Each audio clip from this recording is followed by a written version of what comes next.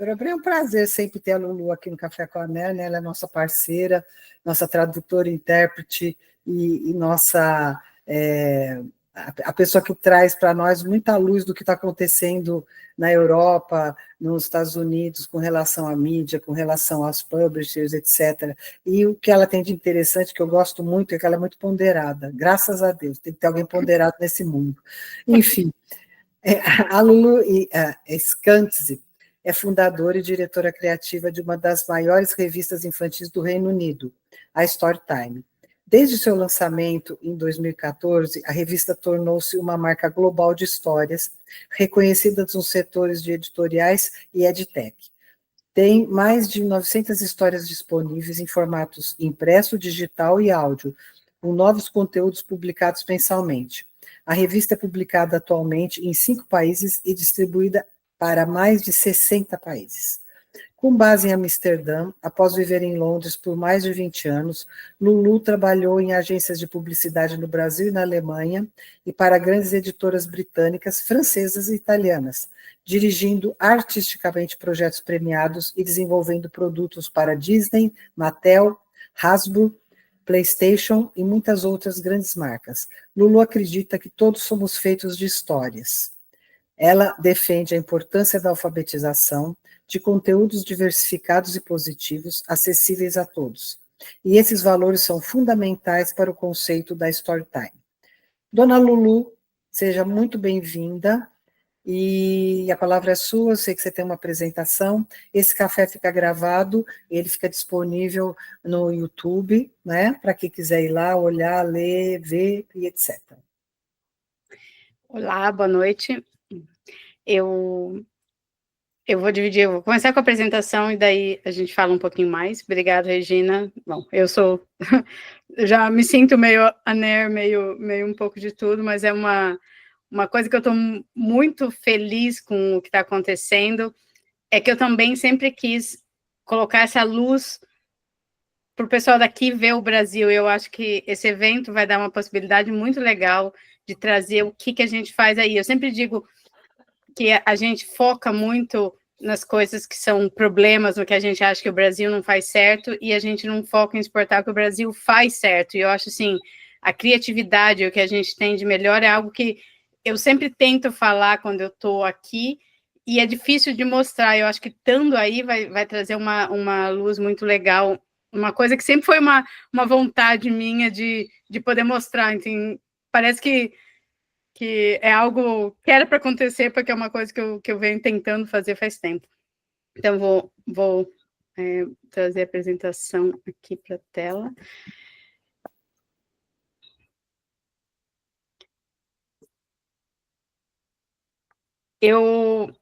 A apresentação eu fiz olhando primeiro para um monte de dados. Eu até tinha escrito uma apresentação para a Márcia, já para a newsletter da ANER, sobre a volta de eventos, porque os eventos estão super em alta, tipo, as feiras aqui, por exemplo, esse ano, a maioria delas voltou a ter números maiores que antes da pandemia, pela primeira vez, então demorou um pouco, mas esse ano a Feira do Livro de Bolonha, a Feira de Livro de Londres, todas tiveram de 5% a 7% a mais atendentes que antes da pandemia, e quase todas as marcas e tudo está acontecendo, começando com um evento, até aquele evento famoso que tem nos Estados Unidos, o SWSX, por exemplo, agora vai ter um em Londres pela primeira vez, que é um evento super caro de se produzir, e então, assim, as pessoas estão sedentas por isso, e tem uma razão, e, então eu vou falar um pouquinho disso, e depois falar do evento que a gente vai trazer. A gente está vivendo, claro, esse momento de sobrecarga de conteúdo, informação por todo lado, mas, na verdade, muita dessa informação a gente é passivo, a gente está recebendo de todos os lados. E daí o problema que esse overload de informação trouxe é que a gente perdeu o foco. É muito difícil a gente se concentrar, então a gente assiste filme no celular. Eu até tenho um amigo que trabalha no Netflix, ele falou assim, que tem um perfil de comissão no Netflix agora, que são filmes que as pessoas podem assistir enquanto mexendo no celular, que elas possam entender sem ter que prestar atenção. Tem um tipo de script que eles estão procurando. Então, se a gente quer achar o foco, eu acho que as pessoas concluíram que tem que ser ao vivo. As experiências presenciais, a gente está presente, é onde a gente consegue trazer o foco. E é por isso que eu acho que os eventos voltaram a ser uma tendência, porque a gente, na tela, a gente não está conseguindo ter o foco que a gente precisa para ter novas ideias, para se conectar. Eu sigo alguns relatórios de tendências, né? Tem o WGSN, o McKinsey, que sempre falam de assuntos sobre essas coisas, e eles também destacam muito que essas experiências multiculturais, colaborativas, que trazem pessoas de lugares diferentes para se encontrar e trocar ideias, não é só porque é uma vitrine, mas é uma estratégia de transformação muito necessária, porque a gente vive num mundo global. Hoje a gente está consumindo conteúdo global. Todo mundo viaja muito mais do que já viajou, então a gente não está mais só num lugar. Aquela coisa de conteúdo fechado não funciona. Mas como que a gente aprende o que está fazendo em outro lugar? Como é que a gente realmente aprende? É fazendo essas conversas acontecerem entre pessoas de todos os lugares. Elas trazem solução, mas elas também trazem perguntas. Eu vejo que isso foi uma coisa que eu senti muito, principalmente quando eu comecei a trabalhar na Inglaterra. Eu ainda pensava com muitas influências do que eu fazia no Brasil, e eu acabava trazendo ideias que ninguém tinha pensado, porque eu pensava diferente. E hoje eu vejo também ao contrário, quando eu estou aí, converso com alguém, eu vejo as ideias são diferentes. Então, essa troca é sempre muito enriquecedora. A vantagem competitiva que essa internacionalização desses programas de intercâmbio internacionais trazem é que a Deloitte, por exemplo, tem um dado que 73% das marcas que são consideradas inovadoras têm um programa de intercâmbio internacional de conhecimento. Eles trazem profissionais de outros países para atuar, para fazer perguntas, para interagir. Marcas, né, como a Nike, a Apple, etc., são marcas que funcionam com esse intercâmbio internacional, que faz muita diferença. Ao mesmo tempo, se você conhecer uma marca que não tem esse intercâmbio, você vê a diferença nas decisões, no marketing, até na comunicação. Times que são multiculturais têm 35% mais chances de gerar ideias criativas e disruptivas, o que eu totalmente acho. Mesmo na Story Time, que a gente tem um time pequeno, a gente tem eu que tenho perfil internacional, dois dos outros membros são também de 2 países, tem 2 passaportes, cada um já moraram em vários lugares, e isso faz, eu acho, a gente muito mais criativo como empresa. E a WGSN também tem apontado esse crescimento de eventos híbridos para impulsionar a inovação local e curadoria global, que é esse exemplo que eu falei da SWSX. É super interessante porque, assim, é um evento presencial super caro, super intenso, super famoso, todo mundo quer ir, e você vai lá para ver o lançamento de todas as coisas digitais que você vai estar consumindo. Então, nesse evento, eles lançam podcast, filme, game, e você vai depois para casa e vai consumir esse conteúdo digitalmente. Mas é interessante porque as pessoas querem ir lá para ver e dar uma cara para esse conteúdo. Elas querem conhecer quem está fazendo, quem está por trás da câmera. E esse realmente é essa coisa de evento híbrido está crescendo muito. E eu acho que a gente só está começando. Eu sempre digo uma frase do Saramago, nesse olhar de fora, impacto dentro, que é: a gente precisa sair da ilha para ver a ilha.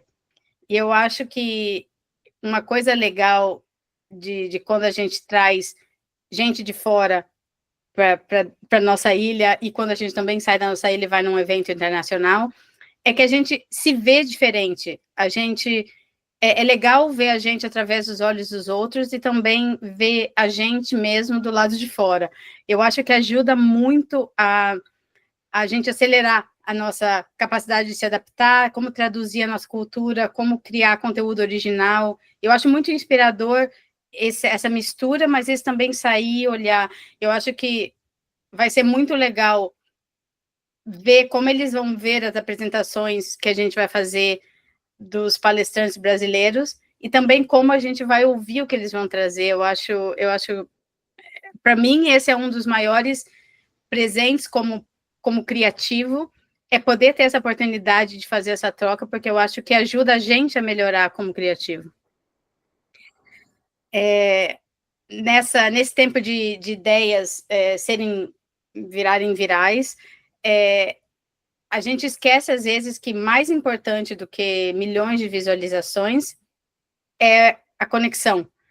Você pode ter milhões de visualizações e likes, mas não é a mesma coisa que você ter conexões realmente verdadeiras.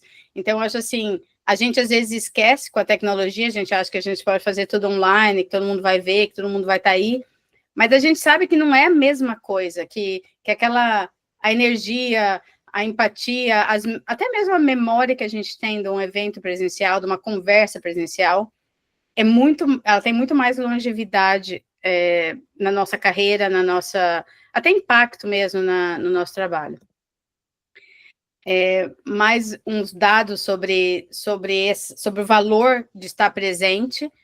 A Harvard Business Review falou que 34%, a gente tem 34% mais chance de gerar parcerias reais em eventos ao vivo, e isso para mim é muito verdade. Quando eu penso só no último ano, as melhores parcerias que a gente fez foram parcerias de evento. A ANER, por exemplo, que a gente se encontrou pessoalmente pela primeira vez, eu imagino se eu tivesse mandado um e-mail para a Regina, talvez ela responderia o e-mail, e é isso. Eu não sei se a gente teria se conectado, mas ter se encontrado pessoalmente fez uma grande diferença. E 2 ou 3 outros, tem um outro case que eu até vou citar na minha palestra aí no Brasil. Eu acabei de virar, de fazer parte, eu faço parte agora do membro de diretoria não sei, Directors Board, da revista Talco, que é uma revista finlandesa, e eu conheci eles também num evento, e eles me convidaram para fazer parte. É um projeto super legal, eu estou super empolgada, e também foi pessoalmente, a gente acabou tomando um café junto e virou uma grande parte da minha vida profissional. 68% dos profissionais de mídia acreditam que as grandes mudanças começaram em encontros presenciais, com certeza. Isso é uma pesquisa do LinkedIn, onde eu acho que a gente se conecta muito no LinkedIn hoje em dia, mas realmente tem muita gente convidando para evento e saindo do LinkedIn e se encontrando pessoalmente.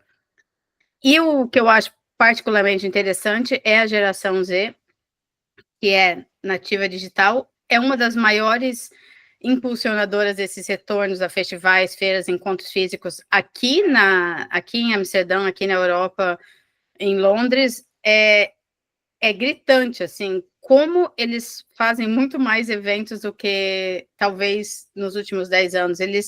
Os eventos para a geração deles é tudo sold out. É muito, muito impressionante, assim. Então, só está começando também porque eles ainda têm toda uma carreira pela frente. E aí eu queria falar um pouquinho da FIP, só para apresentar por que e como funciona, para quem não conhece, né? A FIP é uma das associações mais antigas do mundo. Ela começou na França, ela foi criada por editores de revistas para trocar ideia, exatamente para esse propósito que ela tem até hoje, de conectar criadores e empresas de mídia. E a FIP é incrivelmente internacional, porque todos os países têm instituições fortes, locais, mas o propósito da FIP sempre foi realmente essa conexão internacional. E é muito legal, porque assim, as maiores empresas de mídia do mundo fazem parte da FIP. Assim, normalmente quando você vê quem vai nos eventos, principalmente no congresso e tal, é sempre as maiores, a Hearst, a Condé Nast, o New York Times, o The Guardian, etc. E eles têm todo um esquema de compartilhar conhecimento. Eles, além dos eventos, eles têm um network global, onde você pode acessar todos esses profissionais. Se você precisar do contato de alguém, eles te colocam em contato, te apresentam para muita gente, o que é muito legal. Eles têm treinamento, vários dos membros desenvolvem cursos de conteúdos específicos para coisas de mídia, que você pode, se você é membro, tem acesso de graça. eles também fazem muito lobby e promovem a indústria junto com os governos, universidades, setores. Recentemente teve uma campanha para o governo regularizar algumas coisas de inteligência artificial, e todos os jornais que são membros da FIP, todos os jornais no Reino Unido, colocaram na mesma capa, pedindo essa regularização, fizeram todos a mesma capa, foi super legal. Então, eles participam ativamente dessa coisa.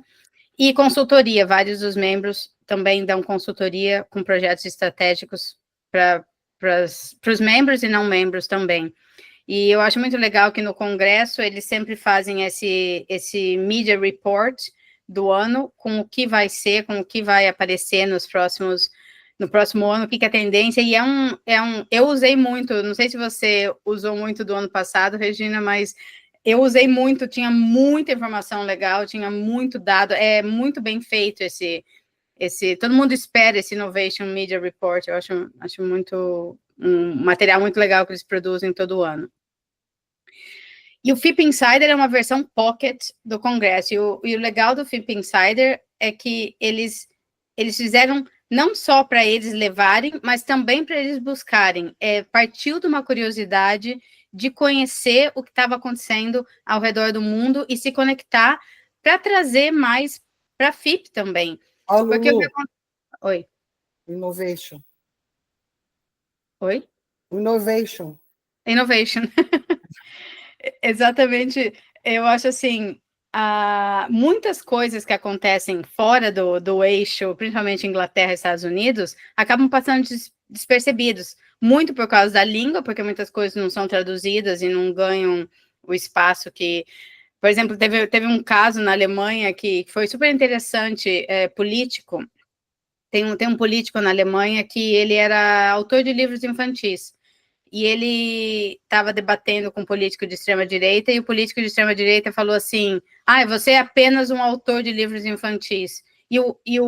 Esse político que é autor de livros infantis, ele tem um currículo maravilhoso, ele tem 4 diplomas, mestrado, e ele reduziu o cara na discussão, meio que falando, ser jornalista, ser escritor, não é nada.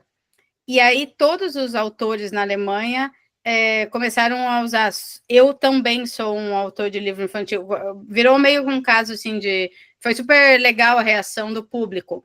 Eu não consegui achar essa notícia em inglês, por exemplo, não saiu em nenhum jornal na Inglaterra. Então é interessante como coisas que são relevantes para a gente se perdem, mesmo, né, em qualquer outra língua que não seja inglês. Então o FIP Insider traz essa possibilidade dessa conexão e gera muitos projetos e parcerias concretas. Vários dos FIP Insiders conectaram mercados locais com mercados aqui na Europa de maneira legal. E o que eu acho legal também é que ele tem, igual eu estava falando com a Regina antes aqui do café, que ele tem um formato, cada país tem o seu formato, então é meio como visitar a casa de alguém. Ele dá realmente um sabor do que está acontecendo naquele país, de como a mídia daquele país se comporta. Então, acaba sendo uma experiência muito legal para todo mundo, para eles também e para a gente também.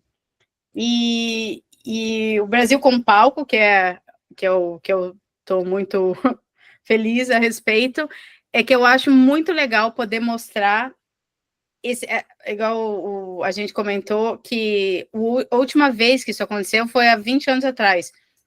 Então, fazia muito tempo que isso não acontecia, e muito tempo que eles queriam e falavam sobre isso, e de certa maneira, eu acho que 24 anos. 24, foi de 2001, né? Não é?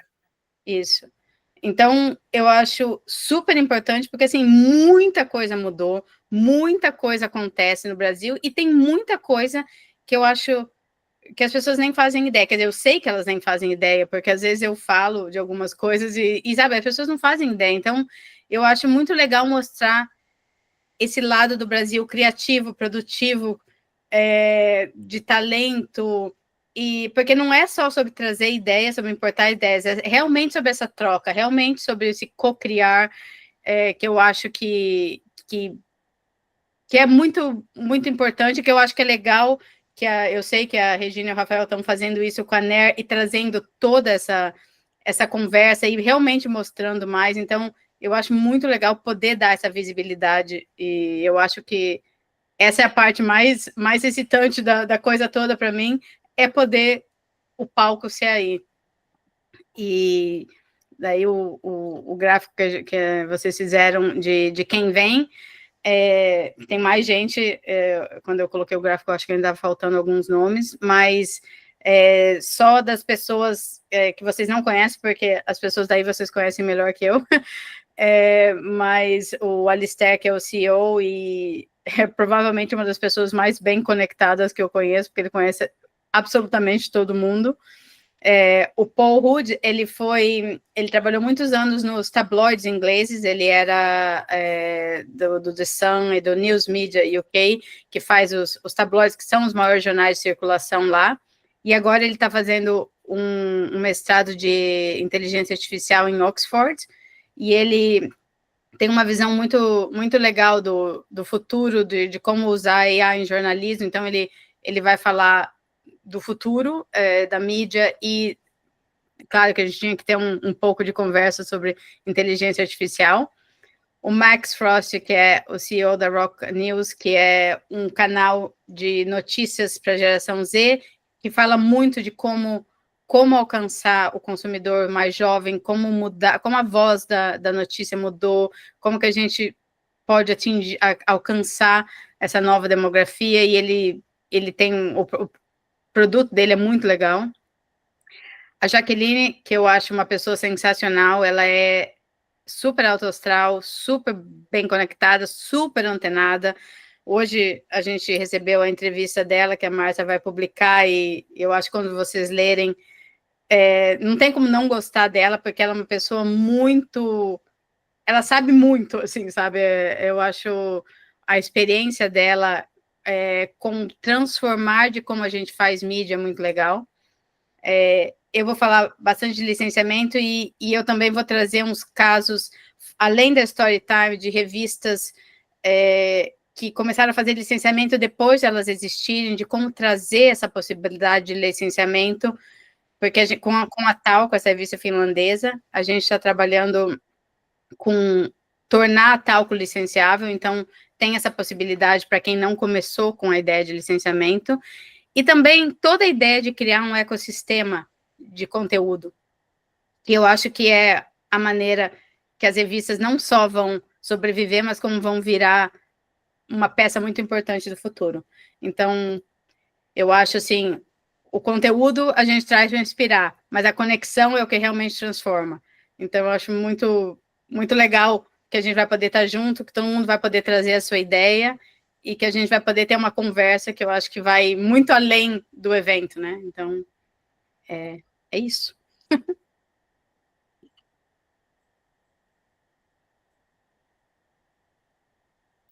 Lulu, o que você pode Oi. falar? Fala um pouquinho para a gente. Você já falou da Jaqueline, fala um pouquinho para a gente do cara lá da Roca também. O Max, ele é o cofundador da Roca News. Ele é bem jovem, ele foi um dos palestrantes em Nova York, e foi uma das primeiras vezes que foi a primeira vez que ele falou num evento da FIP, e o Alistair adorou ele, porque ele traz uma perspectiva diferente, porque ele é mais jovem, ele está meio que na crista da onda de desenvolvendo uma coisa super nova, que é um jornal em formatos diferentes, muito menos, não é impresso, e tem vários canais de notícias. A maneira que ele entrega as notícias, a maneira que ele atinge o público dele, tem toda uma pegada por trás disso, que eu acho que o que ele vai falar. Então, eu acho que ele vai trazer uma experiência bem nova, que eu acho que, aliás, vai funcionar muito bem com bastante canais de mídia aí no Brasil, porque principalmente mais no Brasil que na Europa, vocês usam muito mais a tecnologia. O brasileiro é muito mais conectado que o europeu. E funciona, eu acho, a maneira que o Max está lidando com a notícia, e como falar com o consumidor dele, eu acho que ele vai ressoar bastante com o mercado brasileiro. E ele realmente tem aquela energia mais jovem, assim, sabe?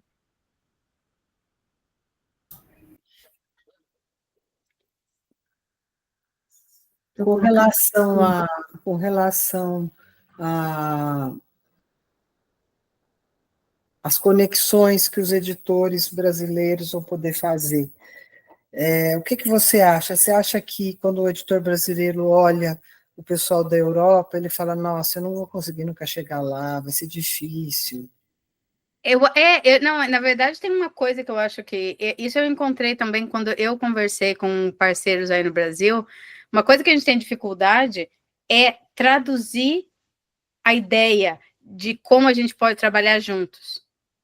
Eu tive dificuldade com alguns parceiros que a gente tentou conversar aí, porque eles pensam exatamente, não, é em dólar, não, vai ser caro, não, não vai dar para fazer, não, o nosso mercado é muito diferente. E eu acho que se eu dissesse que o que eu gostaria que mudasse nessa experiência é a ideia de que é muito diferente e não dá para fazer. Porque eu acho que é o contrário. Mas é muito importante para a gente, para o mercado brasileiro, também saber como adaptar a sua ideia, de como vender o seu peixe, de como dizer. Porque, por exemplo, a gente está fazendo uma parceria com a Índia agora, que é um mercado muito mais difícil que o Brasil. Muito mais difícil. Assim, o preço é muito menor dos produtos, a logística da Índia é infernal. O que você quer dizer que é muito menor? Dá um exemplo. É muito.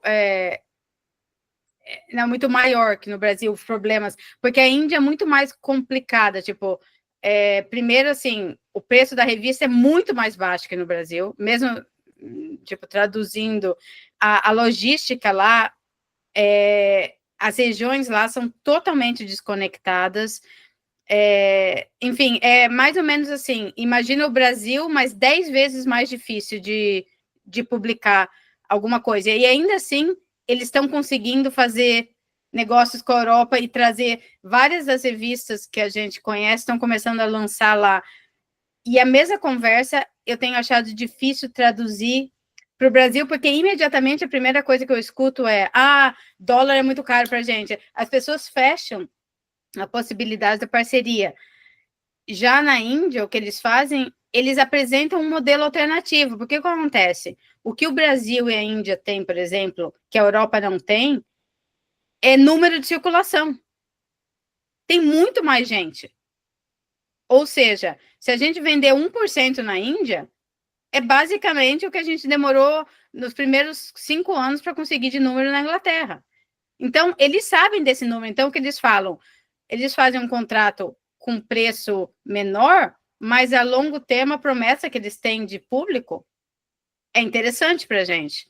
E eu acho assim, quem tem que trazer isso é o mercado que a gente não conhece. Então, vamos dizer assim, o Brasil tem que trazer esses números e mostrar o potencial que daí a diferença do dólar não faz tanto, não, entendeu? Oferecer contratos alternativos, mas olhar para esse potencial que tem aí, porque eu acho que em termos de, principalmente o mercado digital, de conteúdo digital, eu acho assim, tem muito mais consumidor digital aí do que aqui. Muito mais. Então, eu acho que tem muito espaço para essa conversa acontecer, mas é exatamente tirar essas barreiras de achar que é tão diferente. Porque eu acho que, fundamentalmente, os nossos desafios são muito parecidos, sabe? Quando a gente estava falando de banca. Eu acho que, não sei se foi a Regina ou a Márcia que me falou, que a banca está desaparecendo. A banca também está desaparecendo aqui. Na Holanda não tem banca de revista na rua. Você compra revista no supermercado, você compra revista na livraria, mas não tem banquinha de revista, não existe mais. Então, esses desafios são os mesmos para nós. Não tem banquinha, mas assim, o impresso ele é muito forte na Europa, né? Não, mas ele está muito renascendo. Renascendo, mas ele nunca mais vai ter aquelas quantidades. Aquelas quantidades não existem, não vão existir nunca, porque a gente mudou como consumidor. Então, esses dias até via no LinkedIn uma editora que eu conheço, ela colocou, quando vocês leem revistas? Quando vocês acham tempo para ler revista? Porque antigamente a gente lia revista o tempo todo, e agora é só uma parte do nosso semana do nosso mês, sei lá, aí alguém, todo mundo falou, quando eu tô viajando, quando eu tô no aeroporto, eu compro revista. Eu sou assim também, eu compro revista no aeroporto, eu leio revista no avião. Antigamente eu lia revista todo final de semana. Então, tem os momentos da... Então, a quantidade nunca mais vai ser a mesma, mas eu acho que tudo mudou a maneira que a gente compra, a maneira que a gente acha onde tem revista.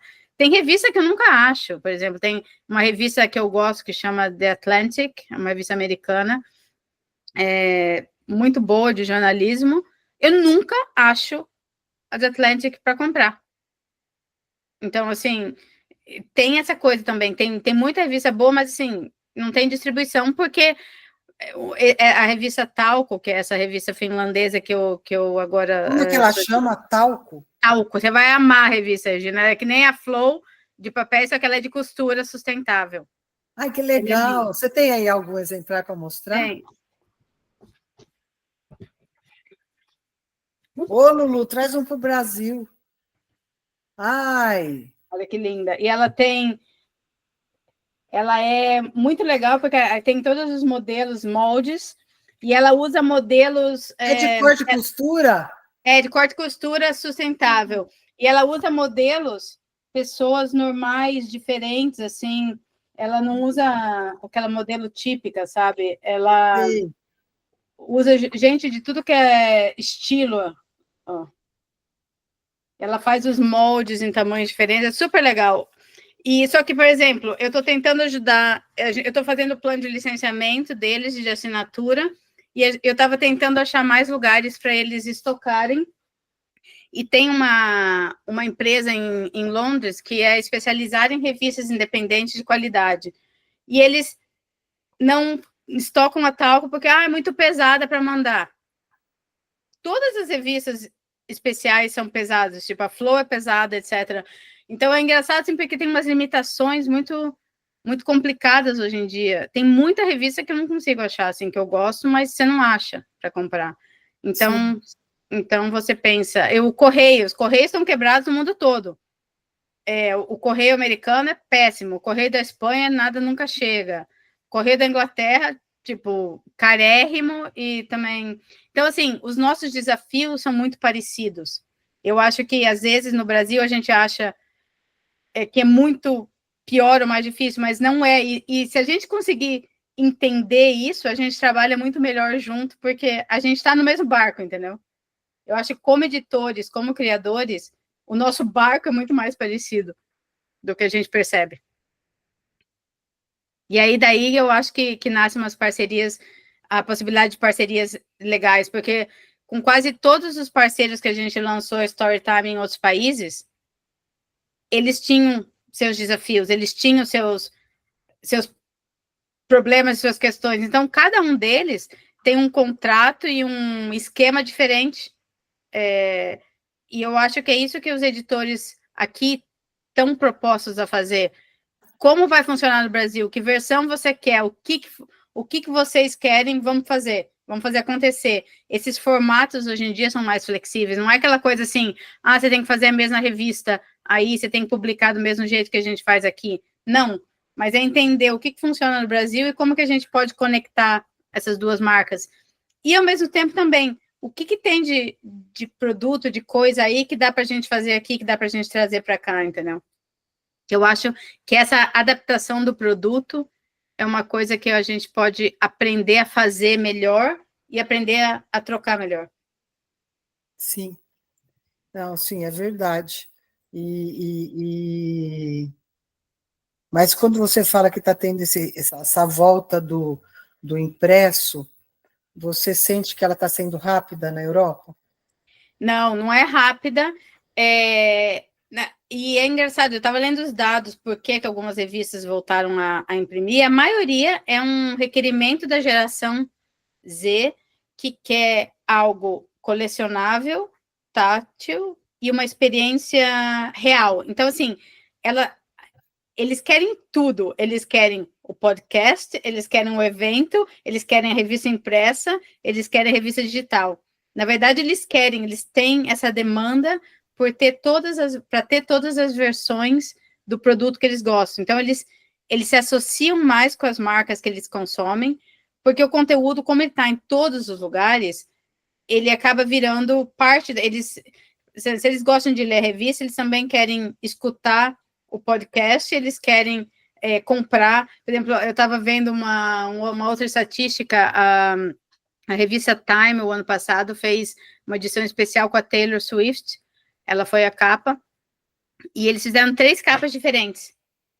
E a revista tem uma circulação de 10 mil a 100 mil exemplares, não lembro se agora se é 10, acho que é 100 mil. E eles venderam 300 mil, porque os fãs da Taylor Swift queriam as 3 capas. Então eles compraram 3 edições da Time. Entendeu? Eles vão, compram, colecionam. E eles querem, então, a revista virou esse troféu.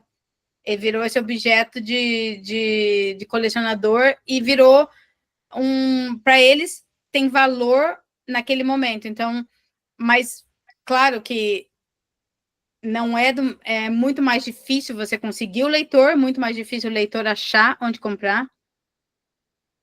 O público, não, é engraçado essa coisa da classe A. O Gen Z não é só classe A, mas uma coisa com o Gen Z que é muito interessante, eu vejo aqui, eu conheço bastante gente dessa geração, é que eles gastam muito mais com prazeres, com indulgências. Então, assim, eu tenho amigas aqui que moram em apartamento dividido, que não tem, sabe, estão sempre sem dinheiro, mas elas tomam matcha latte, que custa 7 euros.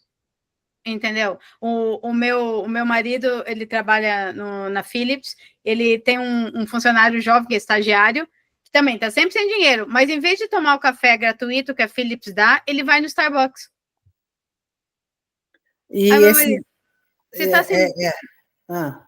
Não, é uma decisão, é interessante, porque eles priorizam o prazer, porque eles dizem assim, para que economizar? Não vou ter dinheiro para comprar um apartamento, daí eles vão e gastam no Starbucks. E normalmente eles ou pagam aluguel ou moram com a família? Tem muito disso também. Tem muito. Porque aqui no Brasil eles moram com a família, né?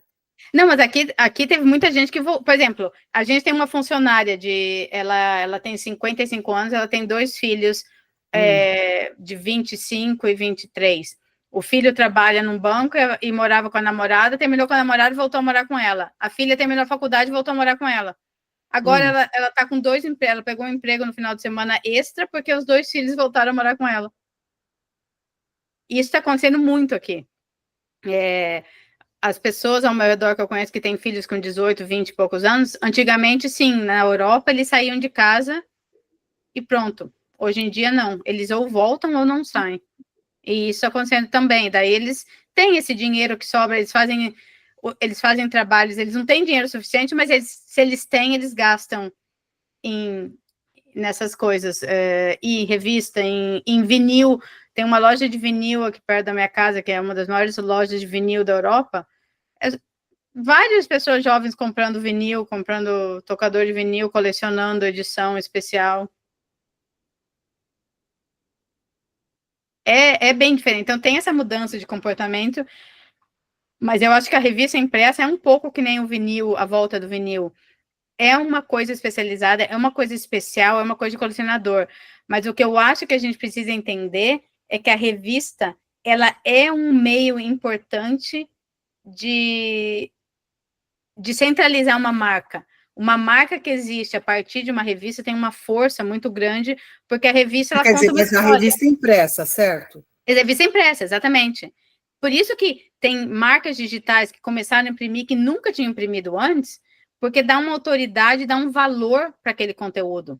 Porque o conteúdo digital, por mais que ele seja o mais consumido, ele nunca tem aquele valor, ele não é percebido com tanto valor. Então, a revista, só você ter uma tiragem impressa ou a possibilidade de impressão, ele te dá aquele selo de aprovação. Você é uma revista. Então, eu acho assim, as revistas vão ter essa relevância e vão ser importantes para contar a história de uma marca, mas, assim, aquelas tiragens de 200, 300, nunca mais. Nunca mais, porque, assim, então, nunca mais, não dá porque... pagar o preço do papel, o preço... Não tem como fechar a conta.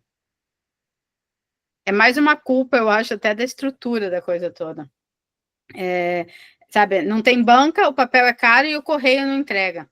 O maior problema que eu vejo é como entregar essa revista nas mãos das pessoas. Porque, igual eu falei, tipo, eu tô tentando e é super difícil você achar quem faça aquela... Ainda mais mundialmente falando. Porque hoje em dia você tem que ser mundial. Por exemplo, a Talco, ela é finlandesa, mas ela é em inglês, e os nossos maiores mercados são os Estados Unidos e a Alemanha. Mas mandar essa revista para os Estados Unidos é super caro. Então, assim, a assinatura da Talco é caríssima.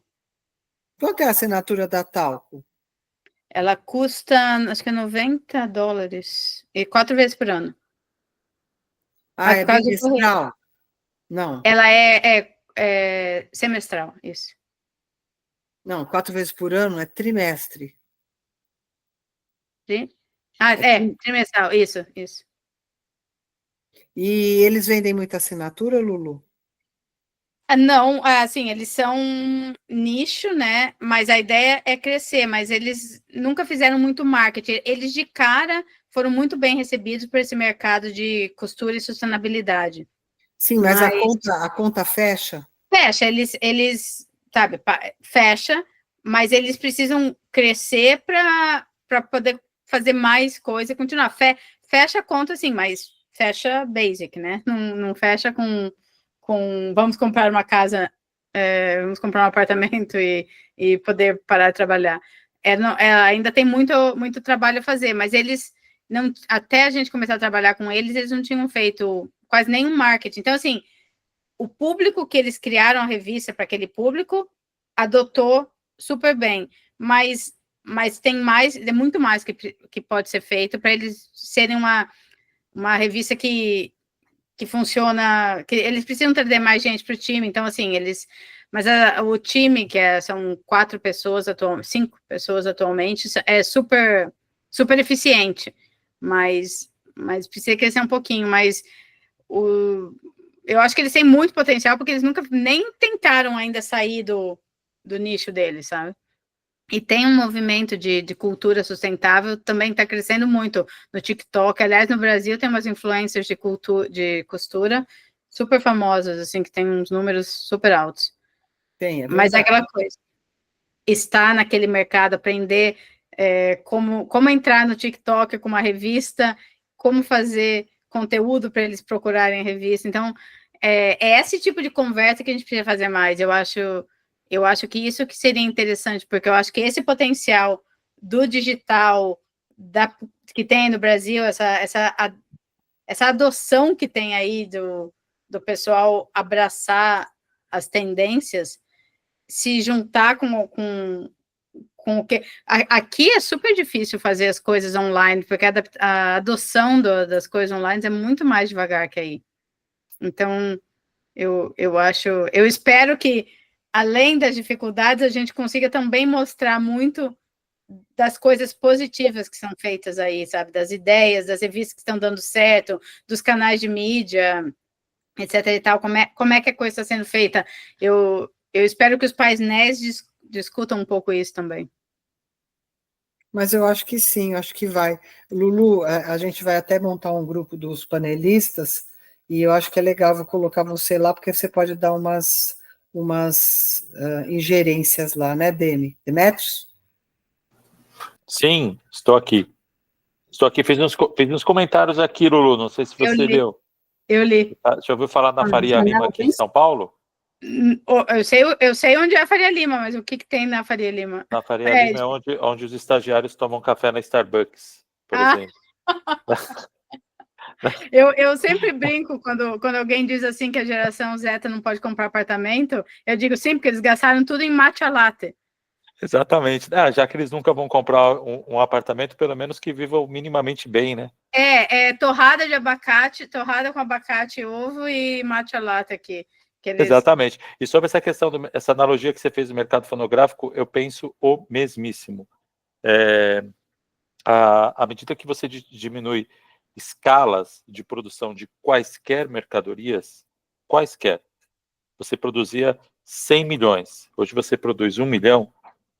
A simples perda de escala faz com que o valor absoluto da mercadoria, o valor singular, o valor unitário da mercadoria aumente drasticamente. Com as revistas é a mesma coisa. Sim. Você diminui a escala, o custo unitário dela aumenta de maneira astronômica, ela passa a ser um produto de nicho, Premium. né, premium, um produto de colecionismo, e ela não sustenta mais estruturas por si só. O que ela faz é realmente ser um produto de share mesmo e que complementa um portfólio de coisas que você precisa fazer. Na verdade, ela pode até ser o carro-chefe, porque eu acho que ela conta a história, ela é a capa, ela é a vitrine da marca, muitas vezes. Só que eu acho assim, ela também esse aumento premium te permite fazer revistas muito mais legais. Hoje em dia tem umas revistas maravilhosas, tipo, você vai numa banca especializada, você fica louca, assim, todas aquelas revistas que antigamente você não podia nem propor, porque o editor ia falar, não, vai ser muito caro, porque mesmo Mas é a mesma analogia do estagiário, Lulu. Quem faz esse tipo de revista aqui no Brasil não consegue pagar o almoço. Não, mas eu acho que as revistas, elas realmente não sustentam empresa. Eu duvido que tenha alguma empresa que só fazendo revista fecha a conta. Duvido.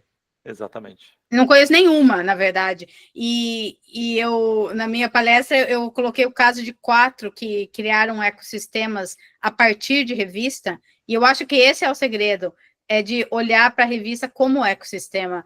E eu tive essa conversa também com a FIP, dessa coisa da gente tem que sair da revista para fazer revista e se juntar. Tem que se juntar. Eu não sei se vocês viram, isso é super novo agora, todas as marcas de moda aqui da Europa agora estão criando cafés. Como? Cafés. Café para beber. Tipo assim, é um café com um doce. Aí eles têm um doce assinatura com a marca da moda. Então, tem o da Hermès, da Armani, na Semana de Moda de Paris, é todo um monte de mini cafés. Todas as marcas estão criando experiências gastronômicas que têm o perfil da moda relacionada. Então, você vai sei lá, da Gucci, todos os doces com gel, café com... Não sei, meio que foi uma coisa que um fez, outro começou a fazer, da Prada, e basicamente é uma febre. Todas as lojas agora têm o seu próprio café com seus doces, com o logo da loja, e trazendo chefs especiais para criar o bolo da Prada, o café cor-de-rosa de não sei quem, e é um pouco isso, ele se atacha, sabe? Você sai do mundo da moda e quem mais você vai trazer para cá para fazer a moda ficar mais interessante? E com as revistas é a mesma coisa. Quem que a gente vai trazer para as revistas para se juntar e fazer o conteúdo ter mais caras, eu acho. Eu acho que você sugere? O que você sugere? Eu acho que então, outra coisa interessante, por exemplo, a Flow, ela se juntou com o Offline Club aqui agora e está criando clubes de crafts, onde ela pegou toda a demografia que o Offline construiu e virou a cara, a revista que aquela demografia agora consome. Então, eles começaram a fazer o sponsorship dos craft clubs, trouxeram toda uma demografia que pertencia a outro grupo que eles queriam atingir. Esse grupo começou a usar as revistas dele e eles acabaram dando uma branding para o clube do offline. Agora é Flow Offline Craft Club. Então, na verdade, é aquela coisa do Offline Club, né? É maravilhoso isso. Mas pensa assim, todas as áreas de interesse vão ter nichos e setores e pessoas que... Porque outra coisa que é muito forte hoje em dia é isso de criar comunidade. Tem muita comunidade online, muita gente se juntando ao redor de um assunto ou de um tópico.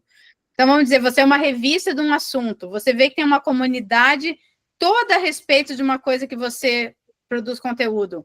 Se junta com eles e cria uma terceira coisa, cria um terceiro produto, cria uma membership, cria uma outra revista que eu vou falar também criou toda uma coisa de slow living, tem uma outra que faz toda uma coisa de slow journalism e infográficos. Então, eu acho assim, é olhar para aquele espaço e ver com quem que eu posso me juntar. Quem que é meu parceiro ideal para criar um terceiro produto, para criar uma experiência? Porque, na verdade, hoje em dia, o que todo mundo quer é experiência, é fazer parte de alguma coisa, é sentir que não é só uma revista, é muito mais do que isso. Então, a gente tem que meio que vender o sonho, vender a experiência. Eu acho que isso virou muito parte do... Eu acho que é bem interessante isso, viu?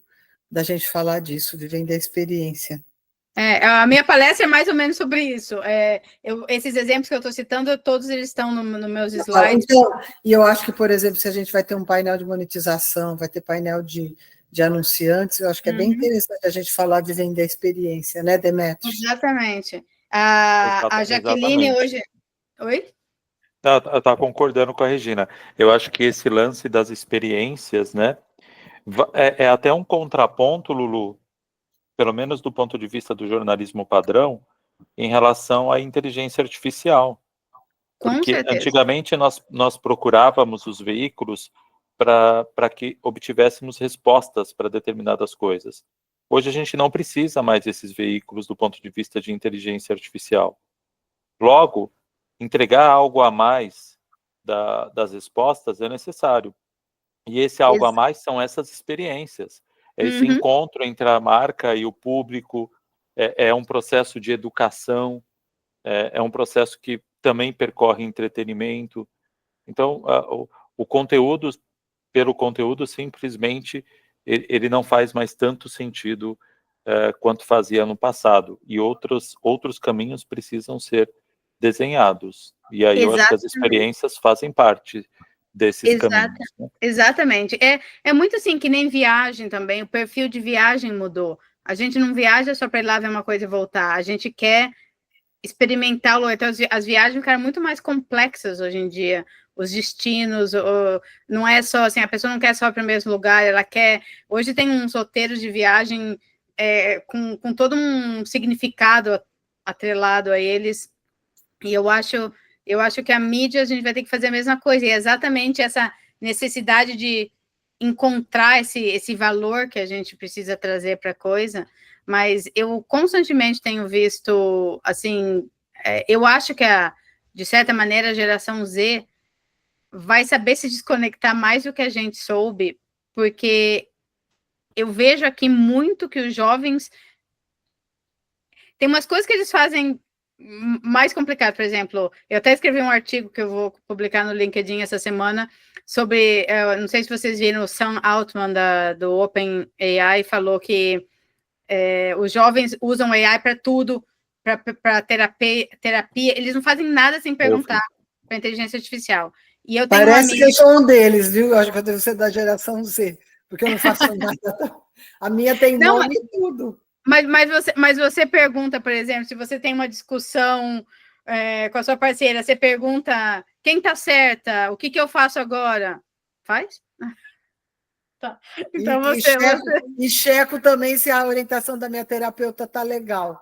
Putz, não, porque eu tenho uma amiga da geração Z que ela tá num relacionamento, ela ficou me perguntando um monte de coisa. Ela me perguntava, mas como é que você sabe? Mas como é que você sabe que a pessoa... Porque ela pergunta tudo pro ChatGPT. Eu falei, gente, o ChatGPT vai te dar a resposta mais óbvia, mas você precisa saber se gosta da pessoa ou não. Quando eu fui correr minha maratona de Paris, eu pedi para ela, falei o seguinte, olha, eu vou comer tantas balinhas, tanto de carboidrato, você divida isso quanto de água, eu vou tomar...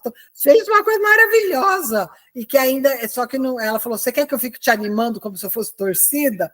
Eu falei... Nossa, eu amo, nossa, eu sou geração Z pura. Mas o problema que isso causa é que você acaba perdendo a capacidade de pensar por si mesmo. Eu discuto com ela também, quando eu não concordo. Eu falo, repensa isso, não estou gostando, quero uma resposta melhor. Qual é, meu?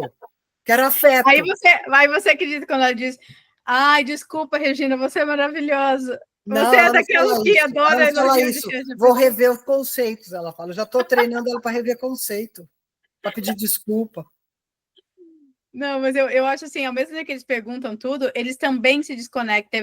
Eu vou mandar depois para vocês, tem uma reportagem no Guardian sobre como a maioria deles diz que preferia que mídia social não existisse. Mas se você for ver, eu acho que a mídia social é uma farsa, né? É uma farsa. A quantidade, é a farsa do bonito, do belo, do maravilhoso. Eu sou bonito, eu sou bela, eu sou maravilhoso, eu não tenho defeito. E aí, quando o defeito aparece, eu me dano, né? Exatamente. Então tem todo um backlash, né? Uma reação deles que eu acho que também eles vão querer que a gente proporcione essas experiências, eles vão querer. Eu acho assim, a gente precisa estar pronto para quando eles saírem da tela, o que a gente vai dar para eles, o que a gente vai ter para oferecer, entendeu? Então, Eu você acho... tem que dar cultura, eu acho que você tem que dar cultura, só que você vai dar cultura num país que você tem não sei quantos milhares de analfabetos funcionais, é difícil, né? Exatamente. Essas experiências que nem a Márcia falou, essas experiências de viagem, eu acho que é uma coisa mais populares que tem hoje em dia, é viagem com experiência. A pessoa não quer só viajar, ela não quer só pegar o avião e chegar no lugar, ela quer chegar lá e ela quer aprender a fazer massa, ela quer aprender a...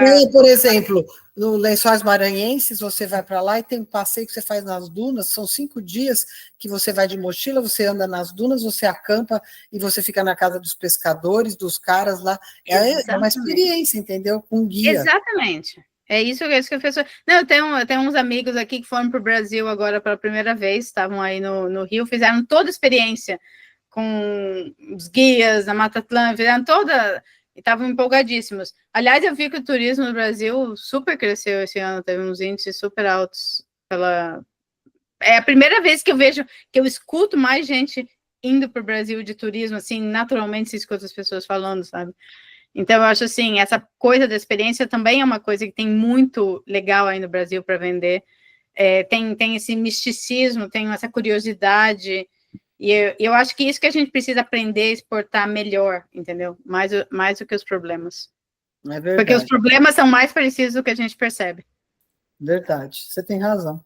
Eu acho que se a gente aprender essa coisa que me deixa mais louca, é a coisa que eu mais discuto com as pessoas que eu conheço aí quando eu estou falando de negócios, é que todo mundo, não, porque aqui isso, porque aqui é mais difícil, aqui eu falo, gente, difícil em todos os lugares.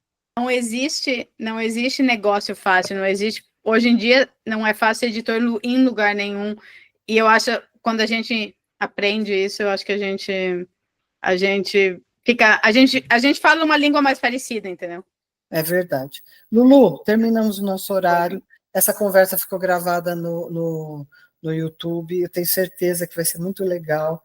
Vale a pena rever. Eu acho que o Brasil tem que ter mais coragem de entender o que está acontecendo nos outros países e começar a repensar muita coisa do negócio. Eu acho que tem que ser isso, tá? Eu acho que se a gente tiver uma FIP ano que vem, a gente tem que trazer como repensar seu negócio, tá? Tenha coragem de repensar seu negócio, tenha coragem de olhar de novo e ver o que pode ser feito. Uhum. E a gente pode trazer todo mundo que repensou o negócio para falar, né? Todo mundo que mudou. É bom. Então, eu agradeço demais. Obrigada, Lulu, e até aqui, a sua chegada. Daqui a 2 semanas. Super abraço, boa noite. Obrigada a todos e até a semana que vem. Um grande beijo. Ó, FIP, quem não se inscreveu, que se inscreva.